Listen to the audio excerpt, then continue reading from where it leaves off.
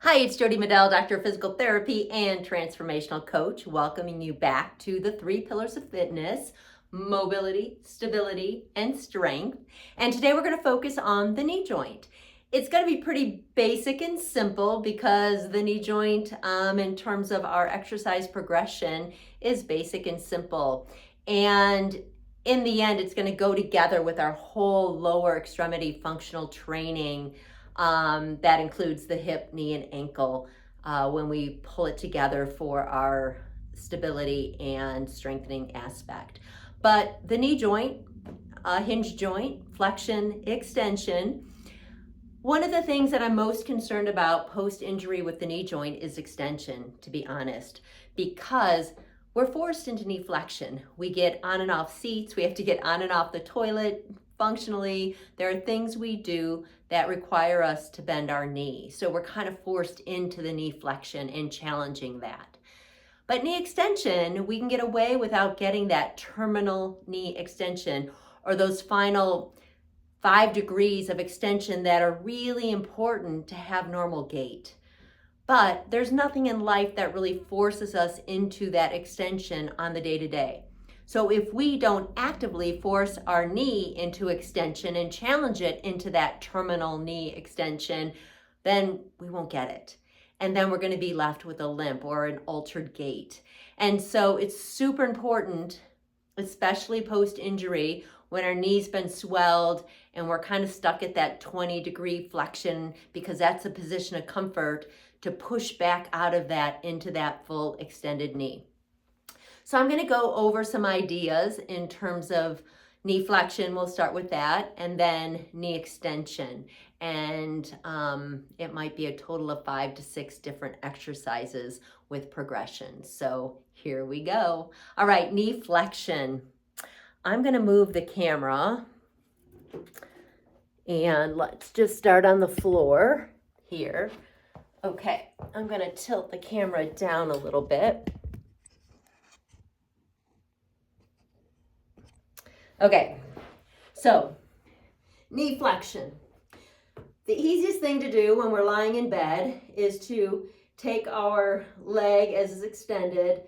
And also when we're doing one-legged exercises on the floor, in bed, wherever we are, I really like to keep the opposite knee bent to stabilize the pelvis, because if both legs are straight, and especially if we're lying down all the way, we could take our pelvis and go into an anterior tilt, stressing our back, and then we add a load to it, and that stresses our back even more. So if we bend our knee, that brings the pelvis into neutral so that we're at a better position for our pelvis and lumbar spine. Okay, so knee flexion is simply bending the knee and straightening it. And if that's challenging, you can always put something under your heel to make it slide easier. If you're on a surface that has friction, putting something that reduces that friction underneath your heel so it's easier to slide. All right, but it's pulling your heel towards your butt and then straightening it back out. Pulling it in towards your butt and straightening it back out. Post-surgery or after injury, that might be a really challenging thing to do because of that friction. So this is adding equipment, but this makes it much more easy. If you have a big ball like a Swiss ball, like this, and you put your heels on it and you lie down, you can extend out and you can have the opposite knee help flex your knee that's impaired. So let's say our right knee is the injured knee. We can have our left knee pull in, creating that knee flexion, and then push out. And then we can pull in and push out. And again, you can make the left knee do the work and the right knee's going for the ride so that you have some support. And then as you get stronger, again, put that left foot on the ground and then pull in with your right and extend. Pull in and extend, pull in and extend. And these exercises are to create motion. So I would say minimally 30 in a row, simply to get your leg warmed up, get your knee used to the new range. You're kind of building up slowly, and it might take 30 reps just to get your knee into the groove of doing that. The other thing you can do is make sure when you're standing up out of a seated chair that you pull both legs in towards you. I'm getting up off the ground, but instead of taking the leg that's impaired and putting it out in front of you as you get yourself up off of a chair, try to make your legs even. And so every time you're getting up out of a chair, off the toilet, any lower surface, try to start with your feet even instead of having the impaired knee extended out in front of you, so that you're forcing yourself into that flexion before you get up, okay? So that's another thing you can do, again, to aid in the knee flexion. I will show you one more exercise. It's kind of a strengthening, kind of a range of motion exercise, and it's the basic squat. But it's a basic squat. Let me change the camera again. It's the basic squat with the exception that you're holding on. So it's not an air squat. I'm trying to get it lined up so I can move over here. But what you're doing is you're gonna hold on to your kitchen sink. And so I'm gonna hold on to my bars here, but your kitchen sink allows you to bring your hands over, and your feet are gonna be up against the kitchen counter so that you can only go down and back. And so what you're doing is you're using your hands to hold on, so you're not just using the weight of your legs, but you're allowing your butt to descend and go down, bending your knee as far as you feel comfortable, pushing through your heels and coming back up to top. So again, you're gonna need a certain amount of strength to do that one, but it's another way gravity assists, because gravity is working on your butt to bring you down. And so just make sure you're weight bearing through your heels when you do that, and that your knee does not go beyond your toe, that your knee stays between your ankle and your toes as you go through this exercise. But again, this is a much easier way to get into flexion than to just slide your heel towards your butt, creating that flexion, because that requires the hamstrings to work, and it may just be too much. But the best one out of all of these is to use the ball, the large ball, and roll it in towards you, using the unaffected side to lead the way, allowing the other side to relax. It's almost like a CPM machine that you're driving with the opposite leg, okay? Now knee extension. Knee extension, I'm gonna put this back on the floor.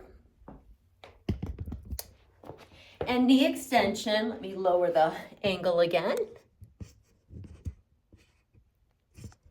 Okay, thanks for bearing with me here. Knee extension, straightening the leg. So what I recommend is that you start by pushing, let me get back here. You start by pushing the back of your knee into the bed. People use a towel roll underneath. If that's more comfortable, you can do that, but I feel that you really want to contact the back of your knee with the surface that you're on. A floor is best, but again, if you're just injured, it might be too difficult getting on and off the floor. So a firm surface, and if it's your bed, do the best you can, because it can be a little less than firm, right? And absorb you. So your idea is to get the back of your knee pushing down into the surface that you're on, holding it for a count of 3 to 5 and letting it go. So you're pushing down, making the back of your knee hit the surface that you're on and relaxing. Excuse me. The key here is that you're paying attention to what the driver is of this knee extension, all right? So this is kind of a precursor to, excuse me again, it's dry in here. It's a precursor to the stabilization aspect of our knee joint, which is recruiting this teardrop muscle, this VMO, vastus medialis obliquus muscle.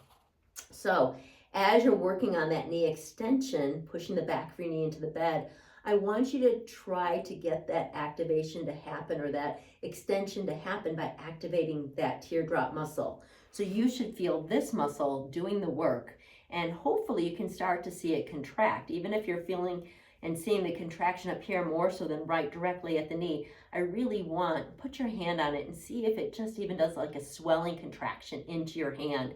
So you can feel that that muscle is a muscle that's activated to create that extension. What we don't want to have happen is that we're just co-contracting everything, including our glutes and our lateral hamstrings, to try and get that knee straight. So we're doing this sort of thing. We're squeezing everything. We don't want to do that, because that co-contraction and the activation of all these muscles then will inhibit our ability to move the muscle, okay? So we really need to get into the actual stabilizer of this knee joint, which is the vastus medialis obliquus, VMO, to create that full knee extension, terminal knee extension, okay? If that isn't working, let's put me on the stand here. Turn me around. What you can do, here we go, is sit on a chair, put your leg out in front of you. Let's see if we can get an even better view here. Let me back up a bit. Really want you to see this. Okay, here we go.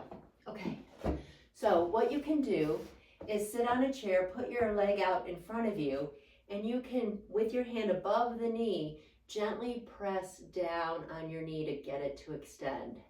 So you're just gently pressing to get that extension. And I would hold it for a count of 5. 1, 2, 3, 4, 5, and relax, and do it again.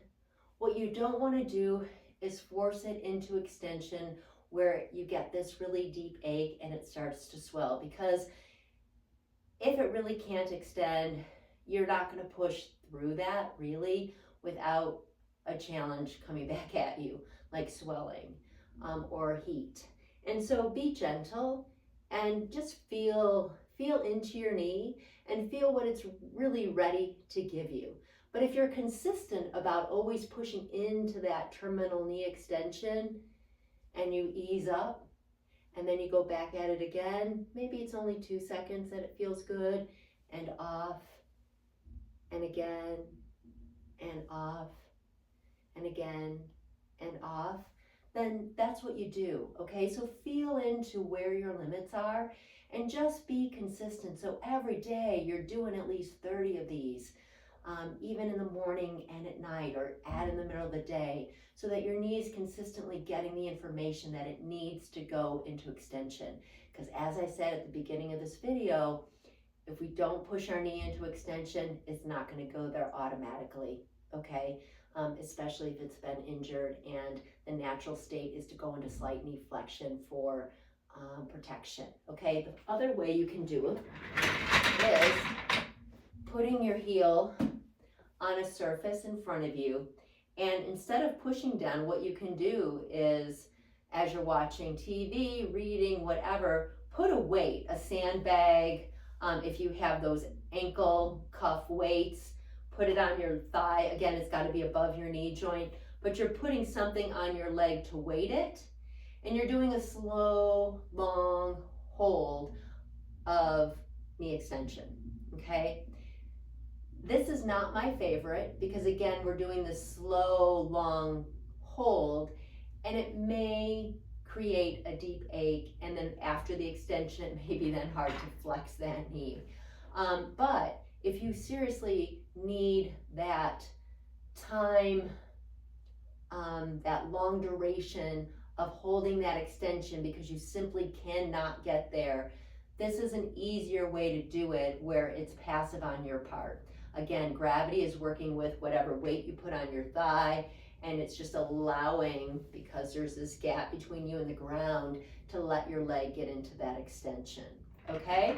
So that is range of motion, mobility for the knee joint, for flexion and extension. And again, I can't point out enough, emphasize enough, the importance of getting your terminal knee extension or your full knee extension. And that extension needs to come with the control of that vastus medialis obliquus, VMO muscle, not a co-contraction of all the muscles in your leg.